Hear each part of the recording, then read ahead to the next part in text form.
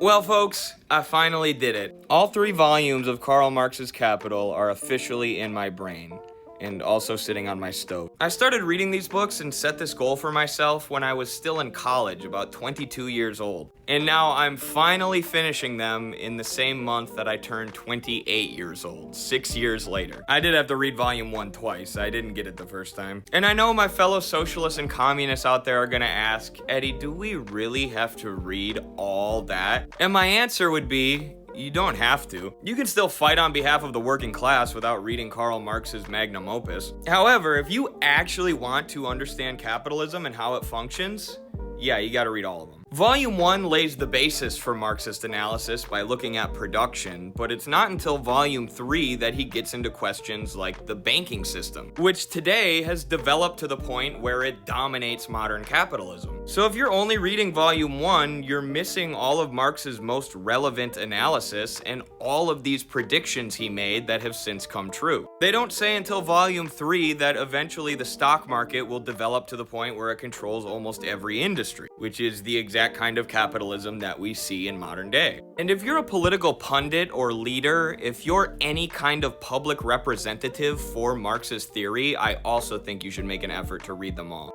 If you're in a debate with a right-winger, you're not going to have as many tools at your disposal if you haven't read the second and third volumes. And lastly, if you're speaking confidently in debates about Marxist theory, if you're telling other people how to think about Marxism, then yeah, you should read all 3 of them. That should be common sense. But there's so many people out there on the internet who speak so confidently about Marxism, and I feel like they haven't even read the first volume. And if you are a new burgeoning Marxist, you should kind of just ignore everything that those people say until you get a chance to read the theory for yourself. There are people out there who lie as easily as they breathe, and they will happily give you a lecture on how you should interpret Capital before they've ever read it themselves. Truly, it never ceases to amaze me now that I've actually read them. The Dunning-Kruger effect really ain't no joke. But if you want to hear more about the 3 volumes of Capital, have them summarized for you a bit and explained, check out my channel Midwestern Marx. Me and my colleague Noah are going to be doing 4 separate streams on it. 1 stream for each individual volume of Capital, and then a 4th stream to explain how all 3 volumes tie together. If you're a Marxist who wants to increase your theoretical knowledge, make sure you subscribe.